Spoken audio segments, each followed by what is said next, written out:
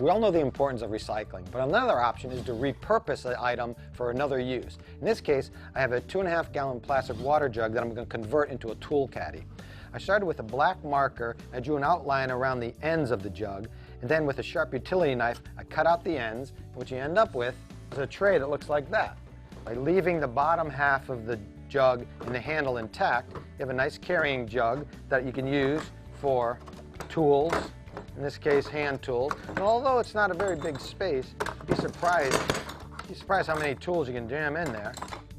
And because it's made out of plastic, which is surprisingly strong, it holds quite a bit of weight. I can jam all these tools in there, and because this handle is in the center, it's nice and balanced. Now in this case, I'm using it for hand tools. But you can also use a jug like this for cleaning supplies or spray paint cans, automotive supplies. So if you buy these jugs regularly, you make several of these trays and you'll have the tools ready for every job around the house.